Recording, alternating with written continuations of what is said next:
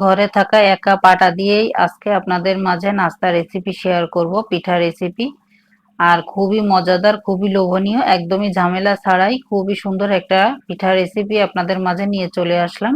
Hello everyone, আসসালামু আলাইকুম। এখানে আমি প্যান বসিয়ে দিয়েছি আর 3 টেবিল চামচ নিয়ে নিলাম সুজি। আর সুজিটাকে আমি হালকা একটু ভেজে নিব। আর সুজিটাকে হালকা একটু ভেজে নিয়ে তারপর আমি দিয়ে দিব ঘি। আপনারা তেল দিয়েও কিন্তু সুজিটা ভেজে নিতে পারেন, কিন্তু ঘি দিলে খুব সুন্দর একটা ফ্লেভার আসবে। আমি 1 চা চামচের মতো ঘি দিয়ে দিয়েছি। এখানে তেলও অ্যাড করা যাবে ঘিয়ের সঙ্গে। তা আমি ঘি দিয়ে কিন্তু খুব সুন্দরভাবে আবারও কিন্তু একটু ভেজে নিব। আর এইভাবে যদি সুজিটা ভেজে নেওয়া হয় তাহলে কিন্তু খুবই সুন্দর একটা স্বাদ আসবে। তা আমি কিন্তু সুন্দরভাবে ভাজা হয়ে গিয়েছে। এখন দুধ দিয়ে দিলাম, গুঁড়া দুধ দিয়েছি 3 টেবিল চামচ। এখানে কম বেশি করে নিতে পারেন, লিকুইড দুধ থাকলে সেটাও দিয়ে দিতে পারবেন। তা দুধটা দিয়ে কিন্তু আমি আবারও হালকা একটু ভেজে নিলাম। আমি এই তো 10 থেকে 15 সেকেন্ডের মতো দুধটা ভেজে নিয়েছি। নিয়ে কিন্তু আমি এখানে হাফ কাপ পানি দিয়ে দিলাম। আর হাফ কাপ পানি দিলে কিন্তু খুব সুন্দরভাবে সুজিটা হয়ে যাবে। পানিটা দিয়ে কিন্তু এখানে এলাচ আর দারচিনি দিয়ে দিলাম, 3-4টে এলাচ আর 1 টুকরো দারচিনি দিয়েছি। একটা তেজপাতা ছিঁড়ে দিয়ে দিলাম।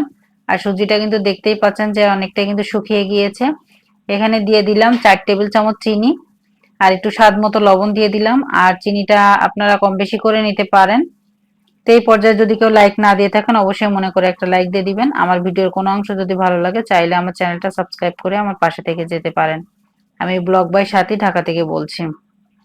তা আমি পিঠাটা বানানোর জন্য কিন্তু এখানে আমি 1 কাপ পানি নিয়ে নিলাম। আর 1 কাপ পানির সঙ্গে কিন্তু আমি একটু লবণ মিশিয়ে দিচ্ছি। আর ভালোভাবে বলক চলে আসার পরে কিন্তু একটু জালটা কমিয়ে দিয়ে 1 কাপ আটা দিয়ে দিলাম। আটাটা দিয়ে কিন্তু আমি এখন একটা কাঠির সাহায্যে খুব সুন্দরভাবে পানির সঙ্গে মিশিয়ে নিব।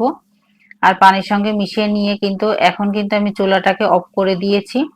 চুলাটাকে অফ করে দিয়ে কিন্তু এখন নেড়ে চেড়ে নিচ্ছি, তাহলে কিন্তু আটাটা খুব সুন্দরভাবে কিন্তু হয়ে যাবে। আর জালটা যদি বাড়িয়ে রাখা হয় তাহলে কিন্তু আটাটা শক্ত হয়ে যাবে। এখন কিন্তু চুলাটা অফ ছিল আর আমি কিন্তু একটু হালকা ঠান্ডা হয়ে যাওয়ার পরে কিন্তু একটু তেল দিয়ে দিলাম। তেলটা দিয়ে কিন্তু এখন আমি ভালোভাবে মেখে নিব।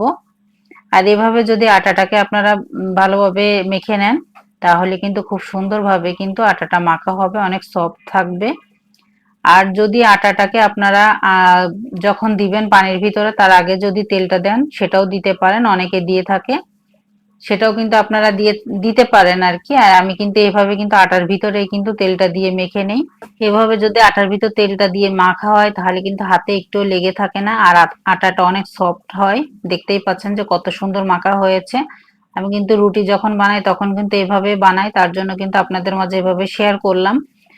আর খুব সুন্দরভাবে কিন্তু এখন মাখা হয়ে গিয়েছে। এখন কিন্তু আমি লেচি কেটে নিচ্ছি। তা আমি কিন্তু যে রুটি বানাই যেভাবে আর কি ততটুকু করেই লেচি নিয়ে নিয়েছি। আর এখন কিন্তু একটা লেচি আমি এখান থেকে নিয়ে নিব, নিয়ে কিন্তু আমি খুব সুন্দরভাবে কিন্তু গোল করে নিব। হাতের সাহায্যে একটু গোল করে নিচ্ছি আর এভাবে কিন্তু গোল করে নিতে হবে। আপনারা আরো বেশি করে নিতে পারেন বা অনেক বড় করে একটা রুটি বানিয়ে নিতে পারেন। তা আমি কিন্তু ছোট ছোট করে কিন্তু আমি 2টা করে পিঠাটা বানিয়ে নিব। তা আমি অল্প একটু শুকনো আটা দিয়ে কিন্তু ভালোভাবে কিন্তু একটু বেলে নিচ্ছি। তা আমরা যে রুটি খেয়ে থাকি পাতলা করে তার থেকে হালকা একটু মোটা রাখতে হবে, তাহলে কিন্তু পিঠাগুলো দারুণ হবে। তা আমার কিন্তু খুব সুন্দরভাবে কিন্তু রুটিটাকে বেলা হয়ে যাচ্ছে, দেখতেই পাচ্ছেন যে আমি রুটিটা খুব সুন্দরভাবে কিন্তু বেলে নিয়েছি। এখন কিন্তু আমি যে সুজিটাকে রান্না করে রেখেছিলাম সেই সুজিটা নিয়ে নিয়েছি। নিয়ে হালকা একটু লম্বা করে দিলাম, লম্বা করে দিয়ে কিন্তু এক সাইডে দিয়ে দিয়েছি। আর রুটিটা যদি হালকা একটু লম্বা করা হয় তাহলে কিন্তু দুইটা খুব সুন্দরভাবে হয়ে যাবে। আর বড় করে যদি রুটি বানানো হয় তাহলে কিন্তু 3টা বা 4টা করে আপনারা বানিয়ে নিতে পারেন। আমি কিন্তু 2টা করেই করে নিচ্ছি। আর এই দেখুন, দেখতেই পাচ্ছেন যে আমি লাগিয়ে নিলাম। নিয়ে কিন্তু এই যে এক মাথা ভেঙে আমি আর এক মাথার সঙ্গে মানে লাগিয়ে নিচ্ছি। নিয়ে কিন্তু এইভাবে আমি পিঠাটা বানিয়ে নিব। এই পিঠাটা কিন্তু এভাবে চাউলের গুঁড়া দিয়ে করলে খুব সুন্দর হয়, অনেক মজা হয়ে থাকে। তাই আমরা যেহেতু সুজি দিয়ে করছি, আটা দিয়ে করছি, সহজভাবে এটা ঘরে যা আছে সেটা দিয়ে কিন্তু এই পিঠাটা বানিয়ে নেওয়া হচ্ছে। আর এই পিঠাটা কিন্তু মাশাআল্লাহ খেতে অনেক মজা হয়েছে। আমার ঘরে কিন্তু সবাই পছন্দ করেছে। তার জন্য বলছি, একটা ছুরি নিয়ে নিয়েছি আর ছুরির সাহায্যে কিন্তু কেটে নিচ্ছি। দেখতেই পাচ্ছেন যে কিভাবে আমি কেটে নিচ্ছি। আর এটা কিন্তু আপনারা হাতের কাছে যা আছে সেটা দিয়েও কেটে নিতে পারেন, যদি কাটা যায় সেইভাবে আর কি কেটে নিতে পারেন। তা ছুরি দিয়ে কিন্তু আমার কাছে মনে হচ্ছে ছুরি দিয়েই ভালো হচ্ছে কাটা। তা আমি কিন্তু খুব সুন্দরভাবে ছুরি দিয়ে কেটে নিলাম। পিৎজা কাটার দিয়েও কিন্তু আপনারা খুব সুন্দরভাবে কেটে নিতে পারেন। কিন্তু পিৎজা কাটারের থেকে ছুরি দিয়ে কাটাটা খুব ভালো হবে আমার কাছে মনে হচ্ছে, তার জন্য বললাম। তা দেখতেই পাচ্ছেন যে আমি মাথাটা হালকা একটু চাপ দিয়ে কিন্তু লাগিয়ে দিচ্ছি, না হলে কিন্তু তেলে দেওয়ার সঙ্গে সঙ্গে হয়তোবা ফেটে যেতে পারে। তা রিস্কটা না নিয়ে কিন্তু খুব সুন্দরভাবে মুখটাকে একটু ফাটিয়ে দিলে হয়। আর যে আটাটুকু রয়ে গিয়েছে ওই আটার সঙ্গে আরো যে আটা রয়েছে সেটার সঙ্গে কিন্তু আমি আবারও কিন্তু বেলে বানিয়ে নিব, তাহলে কিন্তু খুব তাড়াতাড়ি হয়ে যাবে। এখন কিন্তু দেখুন আমার দুইটা পিঠা কিন্তু খুব সুন্দরভাবে হয়ে গিয়েছে। আমার মোট 12টা পিঠা হয়েছে 1 কাপ আটার ভিতরে। আজ কম বেশি আপনাদের হতে পারে, ছোট করে করলে কিন্তু আরো বেশি হবে, তা আমি একটু বড় করে করেছি। আর যতটুকু লাস্ট বেঁচে ছিল সেটুকু দিয়ে কিন্তু এই যে লম্বা করে আমি এরকম করে কেটে নিয়েছি রুটি বেলে। এটাও কিন্তু আমি ভেজে নিব, এটা ভাজলেও কিন্তু খুব সুন্দর হবে আর খেতে কিন্তু খুব ভালো লাগবে। তেলটাকে কিন্তু আমি মিডিয়াম করে জাল করে নিয়েছি, মিডিয়াম গরম হওয়ার পরে কিন্তু আমি এই যে এখন ছেড়ে দিচ্ছি। আর যদি আপনারা অনেক ক্রিস্পি খেতে চান তাহলে কিন্তু জালটা কমিয়ে দিয়ে ক্রিস্পি করে ভেজে নিতে হবে।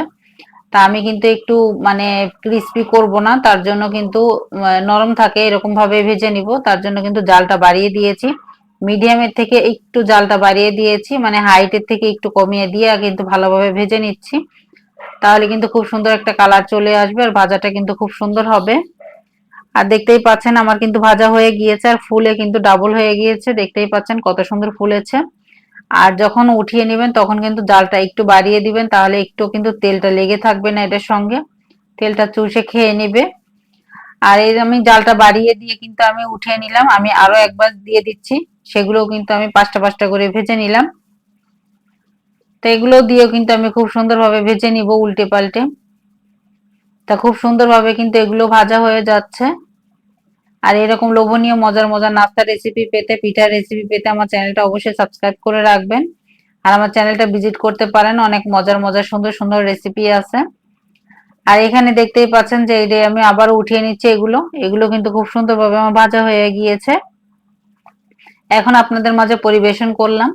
আর দেখতেই পাচ্ছেন যে খুবই সুন্দর ফুলে রয়েছে আর কি, যখন ঠান্ডা হবে তখন কিন্তু কালারটা আরো খুব সুন্দর আসবে, যেহেতু এখনো গরম রয়েছে। আর লাস্ট যেগুলো আমার ছিল আমি যে ভেজে নিয়েছি দেখুন কত সুন্দর ফুলেছে, প্রত্যেকটা পিঠাই কিন্তু খুব সুন্দর ফুলেছে।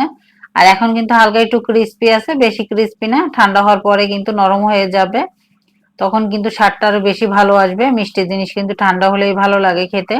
আর এইভাবে কিন্তু আপনারা পিঠাটা বানিয়ে নিতে পারেন। আর বাচ্চাদের টিফিনেও কিন্তু দিলে বাচ্চারা অনেক মজা করে খেয়ে নিবে।